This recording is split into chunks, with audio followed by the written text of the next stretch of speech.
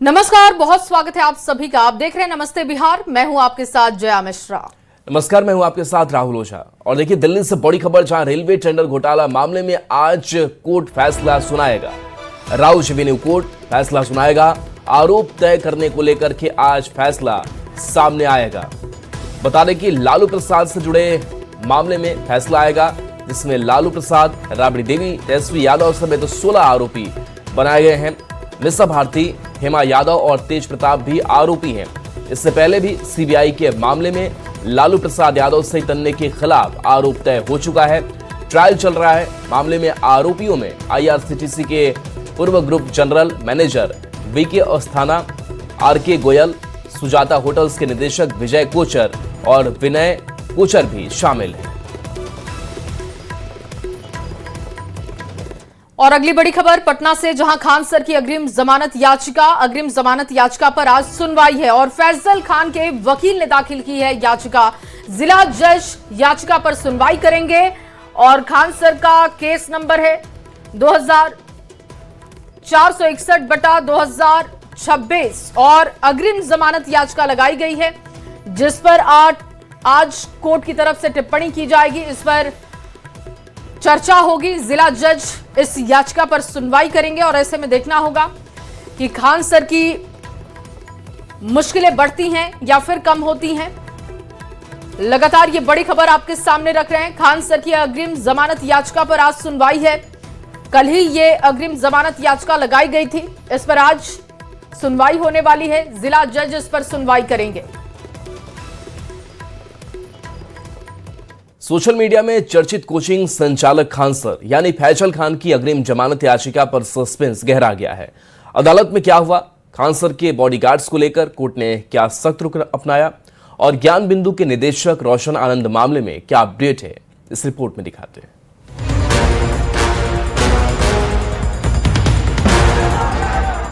YouTube से ख्याति पाने वाले मशहूर खान सर की मुश्किलें अब कम होने का नाम नहीं ले रही।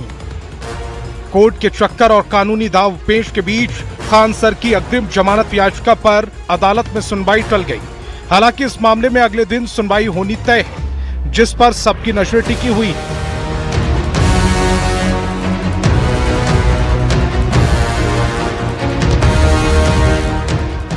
लेकिन इस बीच कोर्ट ने एक ऐसा संदेश दिया जिसने खान सर की टेंशन को थोड़ा और बढ़ा दिया। दरअसल अदालत ने इस मामले की गंभीरता को देखते हुए खान सर के दोनों बॉडीगार्ड्स का आपराधिक इतिहास मांगा है। पुलिस प्रशासन से कहा गया है कि वो दोनों सुरक्षा कर्मियों के बैकग्राउंड की पूरी रिपोर्ट कोर्ट के सामने पेश करें।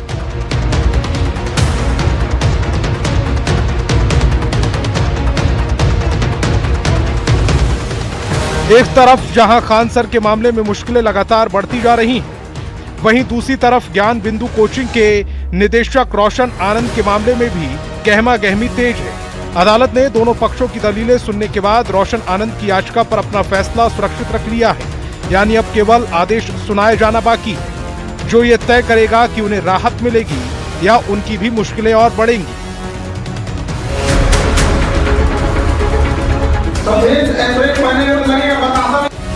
कोचिंग जगत के इन दोनों बड़े नामों पर कानूनी शिकंजा कसने के बाद छात्रों और शिक्षा जगत में सुगबुगाहट तेज है। अब हर किसी को इंतजार है होने वाली सुनवाई का। क्या खान सर को अग्रिम जमानत मिलकर राहत मिलेगी या फिर कोर्ट का रुख कुछ और होगा? क्या रोशन आनंद को जमानत मिलेगी या उन्हें अभी जेल की चक्की पीसनी पड़ेगी? संवाददाता धर्मेंद्र कुमार की रिपोर्ट। जो खान सर के ऊपर गिरफ्तारी की तलवार है वो लगातार लटकी रही है। खान सर की तलाश पुलिस भी कर रही है और कई मामलों में खान सर की मुश्किलें लगातार बढ़ती जा रही है। न्यूज़ 18 के लिए पटना से धर्मेंद्र कुमार। और अब आपके सामने गोपालगंज से बड़ी खबर रख रहे हैं, जहां किशोरी को अगवा करके दुष्कर्म किया गया। विरोध करने पर मारपीट की गई है। पुलिस ने पीड़िता को सदर अस्पताल में भेजा है और विजयपुर थाना क्षेत्र की यह घटना आपको बता रहे हैं। किशोरी को अगवा किया गया, दुष्कर्म की घटना को अंजाम दिया गया। अब सदर अस्पताल में बच्ची भर्ती है। विरोध करने पर उसके साथ मारपीट भी किया गया है। गोविंद ज्यादा जानकारी के साथ जुड़ चुके हैं। गोविंद, इस मामले में अब तक क्या कार्रवाई की गई है? देखिए, आरोपियों की पुलिस ने पहचान कर ली है और पीड़िता जो है उसके बयान को भी पुलिस ने दर्ज कर लिया है। साथ ही परिवार वालों से भी जानकारी ली गई है। जो आरोपी है वो फिलहाल अभी फरार बताए जा रहे हैं। देर रात ही पुलिस ने उसके घर पर और उसके ठिकानों पर छापेमारी की है, लेकिन उसका कोई सुराग नहीं मिल सका है। जैसे ही आरोपी को जानकारी हुई कि पीड़िता ने पुलिस को शिकायत दर्ज कराई है और पुलिस उसकी तलाश कर रही है, वैसे ही आरोपी घर छोड़कर फरार हो गया है। फिलहाल पुलिस का यह कहना है कि पीड़िता का इलाज चल रहा है और परिवार वालों को ये भरोसा दिलाया जा रहा है कि जो आरोपी है उसकी जल्द ही गिरफ्तारी कर ली जाएगी।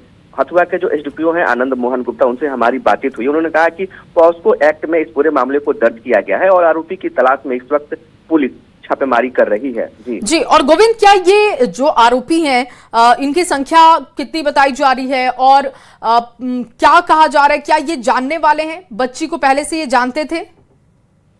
देखिए, परिवार वालों के द्वारा आरोप ये लगाया गया कि पीड़िता घर से सामान खरीदने के लिए निकली हुई थी और इसी दौरान रास्ते में ही 2 से 3 की संख्या में जो युवक थे उसे घेर लिए और उसके साथ जो है दुष्कर्म किया गया। इसके बाद जब विरोध की पीड़िता ने तो मारपीट की गई। बेहोशी की हालत में पीड़िता मिली, जिसके बाद आसपास के लोगों की मदद से उसे परिजनों को सूचना दिया गया और फिर इलाज के लिए स्थानीय अस्पताल में लाया गया। डॉक्टर ने उसकी हालत को देखते हुए सदर अस्पताल रेफर कर दिया। फिलहाल पीड़िता की जो हालत है वो खतरे से बाहर है, लेकिन पुलिस ने इस गंभीर मामले को लेकर तुरंत एक्शन लिया और प्राथमिकी दर्ज करते हुए आरोपी की तलाश इस वक्त शुरू कर दी है। पुलिस का ये कहना है कि जो आरोपी है उसकी जल्द गिरफ्तारी कर ली जाएगी। बहुत शुक्रिया गोविंद तमाम जानकारी के लिए। एमएलसी चुनाव के लिए नामांकन के आखिरी दिन एनडीए के सभी 9 उम्मीदवारों ने नामांकन का पर्चा दाखिल कर दिया। वहीं विपक्ष की ओर से आरजेडी के सुनील सिंह ने नॉमिनेशन किया, लेकिन इस नामांकन के दौरान एकजुटता दिखी, एनडीए का शक्ति प्रदर्शन दिखा। वहीं आरजेडी के उम्मीदवार पर उनके अपनों ने ही सवाल खड़े कर दिए।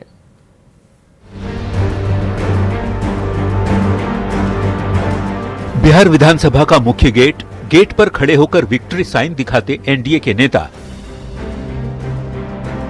तस्वीरें विधान परिषद चुनाव के लिए नॉमिनेशन के बाद की है। पार्टी ने जो उसका विश्वास किया है, भरोसा किया है, उसके लिए धन्यवाद। एमएलसी चुनाव के लिए नामांकन के आखिरी दिन एनडीए के सभी 9 उम्मीदवारों ने नामांकन का पर्चा दाखिल कर मजबूत और एकजुट एनडीए का संदेश दिया। बीजेपी से भोजपुरी फिल्मों के पावर स्टार पवन सिंह, संजय मयूख, अनिल कुमार ठाकुर और शीला पंडित ने नामांकन किया, तो दूसरी तरफ जेडीयू से नीतीश कुमार के बेटे और बिहार के स्वास्थ्य मंत्री निशांत कुमार, भारती मेहता, शिवरानी देवी प्रजापति और ललन प्रसाद ने पर्चा दाखिल किया। जबकि चिराग पासवान की लोक जनशक्ति पार्टी रामविलास से अशरफ अंसारी ने नामांकन दाखिल किया। नॉमिनेशन के दौरान एनडीए के सभी दलों के दिग्गज नेताओं का महाजुटान रहा। सीएम सम्राट चौधरी, केंद्रीय खाद्य एवं प्रसंस्करण मंत्री चिराग पासवान, जेडीयू के राष्ट्रीय कार्यकारी अध्यक्ष संजय झा, केंद्रीय मंत्री ललन सिंह सहित कई नेता मौजूद रहे। इस बार भी ऐसा लगता है कि नामांकन के मुताबिक चुनाव निर्विरोध है। बिहार में 9 सीटों पर चुनाव और 1 सीट पर उपचुनाव हो रहा है। संख्या बल के हिसाब से उपचुनाव सहित सभी 9 सीटों पर एनडीए की जीत पहले से ही तय थी। विपक्ष की ओर से सिर्फ आरजेडी के सुनील सिंह ने ही नॉमिनेशन किया है। 10 सीटों के चुनाव में नामांकन प्रक्रिया समाप्त होने तक ठीक 10 लोगों ने ही नामांकन दाखिल किया। ऐसे में सभी नामांकन पत्रों की जांच और नाम वापसी की तारीख के बाद सभी 10 उम्मीदवारों का निर्विरोध चुना जाना तय है। फर्क बस इतना है कि नॉमिनेशन के दौरान एनडीए की एकजुटता दिखी, जबकि आरजेडी उम्मीदवार सुनील सिंह के नामांकन के बाद लालू प्रसाद की पार्टी और परिवार में नाराजगी और असंतोष दिखा। न्यूज 18 के लिए पटना से शैलेंद्र कुमार, अमित कुमार और विनीता मिश्रा के साथ ब्यूरो रिपोर्ट। तो एक और विधान परिषद में नॉमिनेशन के दौरान एनडीए की एकजुटता दिखी, तो दूसरी ओर महागठबंधन के उम्मीदवार के तौर पर आरजेडी के सुनील सिंह के नॉमिनेशन के बाद लालू परिवार की पार्टी और परिवार में विरोध और बगावत के सुर सुनाई देने लगे।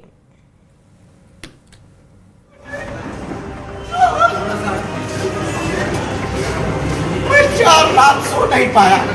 मैं आज राष्ट्रीय जनता दल के SC/ST प्रकोष्ठ के राष्ट्रीय अध्यक्ष से मैं आज इस्तीफा दे रहा हूं। आंखों में आंसू और भर्राए गले से अपनी बात रखते ये हैं पूर्व मंत्री और आरजेडी के नेता शिवचंद्र राम। इस प्रेस कॉन्फ्रेंस के पहले तक शिवचंद्र राम राष्ट्रीय जनता दल के SC/ST प्रकोष्ठ के अध्यक्ष भी थे, लेकिन अब उन्होंने आरजेडी के सभी पदों से इस्तीफा दे दिया है। और मैं आज राष्ट्रीय जनता दल के SC/ST प्रकोष्ठ के राष्ट्रीय अध्यक्ष से मैं आज इस्तीफा दे रहा हूं। शिवचंद्र राम ने पार्टी के शीर्ष नेतृत्व पर वादा खिलाफी का आरोप लगाया है कि हमारे साथ वादा खिलाफी की गई। सुनील सिंह को आरजेडी से MLC उम्मीदवार बनाए जाने से लालू प्रसाद की पार्टी और परिवार दोनों में बगावत के सुर उठने लगे हैं। शिवचंद्र राम के इस्तीफा देने से पहले ही पिता लालू प्रसाद को किडनी डोनेट करने वाली उनकी बेटी रोहिणी आचार्य ने सोशल मीडिया पर पोस्ट लिखकर नाराजगी जता चुकी है।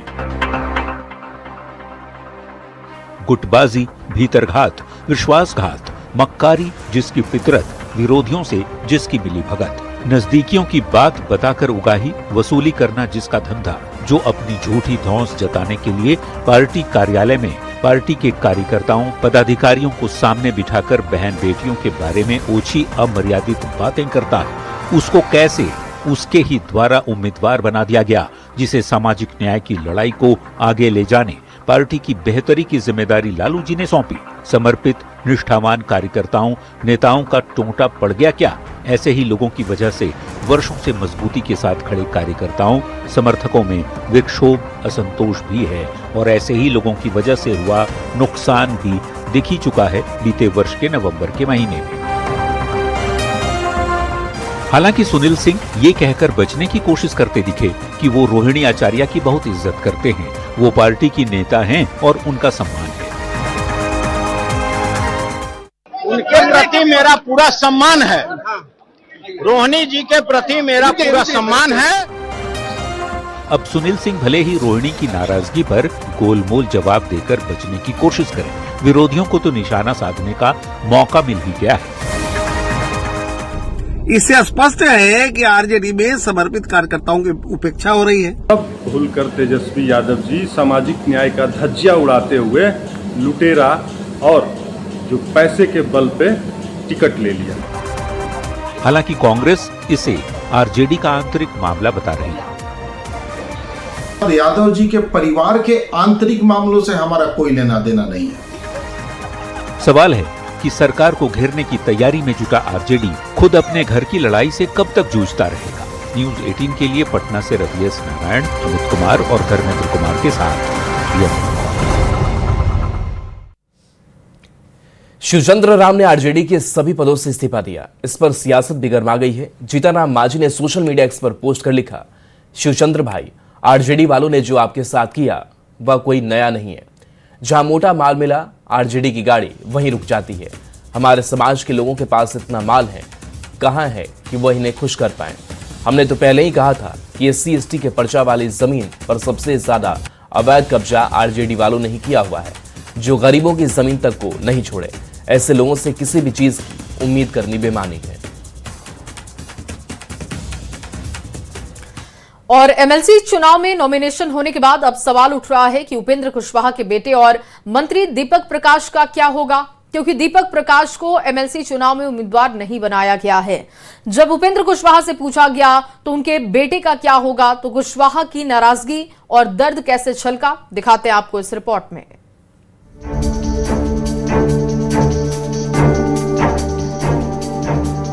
अरे मंत्री जब तक एनडीए के नेता सब लोगों ने मिलकर बनाया है, जब तक के लिए बनाया बने रहेगा। ये दर्द और नाराजगी है उपेंद्र कुशवाहा का अपने बेटे दीपक प्रकाश के लिए। सोमवार का दिन बिहार में MLC चुनाव के लिए बड़ा था। एनडीए के सभी 9 प्रत्याशियों ने MLC चुनाव के लिए नामांकन कर दिया। पवन सिंह से लेकर निशांत कुमार तक नॉमिनेशन दाखिल करते नजर आए, लेकिन एक चेहरा नजर नहीं आया, वो था मंत्री दीपक प्रकाश का।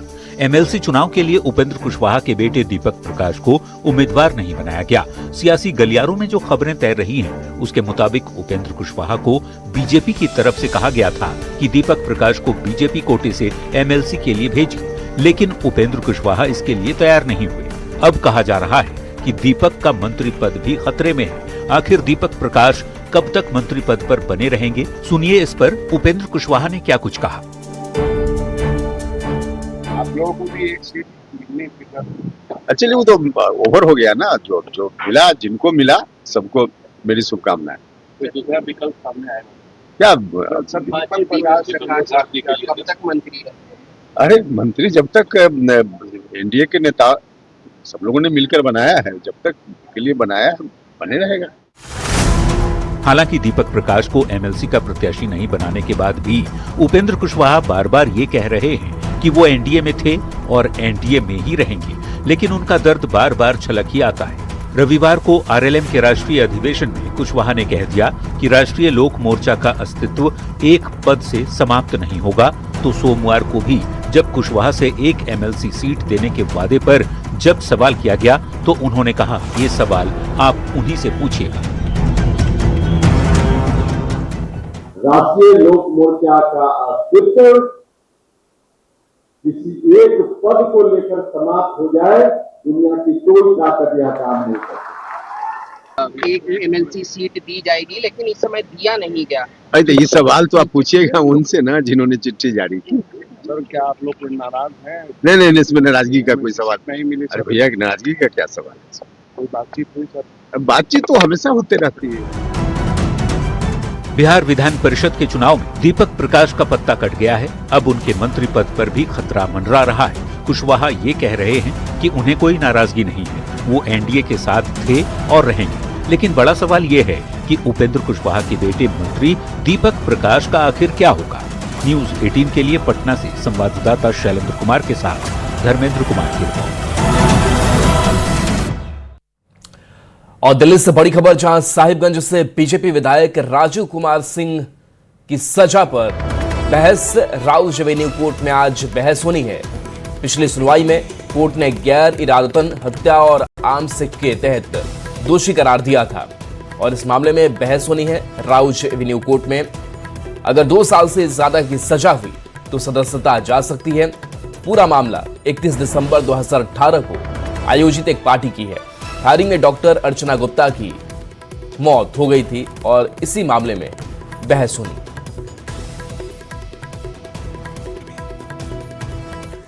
और अगली बड़ी खबर बेगूसराय से, जहां पर सदर अस्पताल में टला एक बड़ा हादसा। चिल्ड्रन वार्ड में अचानक आग लग गई और आग लगते ही अस्पताल में अफरा तफरी का माहौल बना। परिजन अपने बच्चों को लेकर वार्ड से बाहर निकलने लगे। राहत की बात यह रही कि सुरक्षा कर्मियों और अस्पताल की कर्मियों की तत्परता की वजह से आग पर समय रहते काबू पा लिया गया, जिसके बाद एक बड़ा हादसा टला है। ये तस्वीरें आप देख रहे हैं। बताया जा रहा है कि रविवार शाम अस्पताल में सब कुछ सामान्य था। इसी दौरान चिल्ड्रन वार्ड के मीटिंग हॉल में अचानक आग लगती है। देखते ही देखते कमरे में धुआं भर जाता है, आग की लपटें दिखाई देने लगती है और आग लगने की जानकारी मिलते ही अस्पताल में भगदड़ जैसी स्थिति बनती है।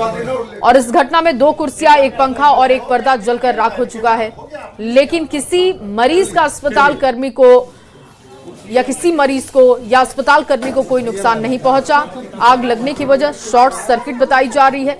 हालांकि प्रशासनिक स्तर पर मामले की जांच हो रही है। हम गए तो आग देखे लगा हुआ था, शॉर्ट सर्किट लगा था। तो उसी सर्किट आग लगा था ना, तो वही चूक के कुर्सी पे आग लग गया था। पूरा पर्दा लग गया था। हम गए तो कुर्सियाँ हटा दिए, सब चीज हटाए तो आग बताए पानी जी। क्या चीज में लगा था? पंखा में लगा था। मतलब कौन सा, कहाँ पे लगा था? प्रिया वार्ड के पीछे में, लास्ट रूम है ना, उसमें। कौन वार्ड है? DNN ऐसे कुछ है। ये कौन है? बच्चा वाला है? नहीं, बच्चा उसमें खाली वैसे रूम। तो ये कौन वार्ड है? प्रिया वार्ड। मतलब एसएनसी वार्ड है? नहीं, प्रिया वार्ड है, बच्चा वाला वार्ड।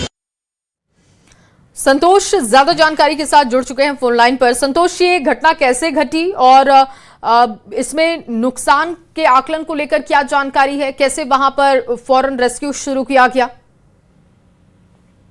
जी देखिए, जहां तक घटना की बात है तो प्रथम दृष्टया जो बताया जा रहा है वो शॉर्ट सर्किट की ही बात कही जा रही है। हालांकि ये शॉर्ट सर्किट किस वजह से हुई ये अभी तक स्पष्ट नहीं हुआ है। CS एवं DS के द्वारा जांच के आदेश दिए गए हैं और जहां तक क्षति की बात है तो कोई खास क्षति नहीं हुई।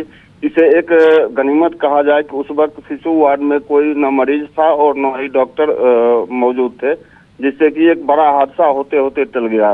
नुकसान के नाम पर सिर्फ एक पर्दा और कुर्सी जो है वो जली है और फायर जो सेफ्टी किट होता है उसकी मदद से वहाँ के जो सुरक्षा कर्मी थे उन्होंने आग पर काबू पा लिया, जिससे कि एक बड़ा हादसा होते होते टल गया। जी बहुत शुक्रिया संतोष तमाम जानकारी के लिए।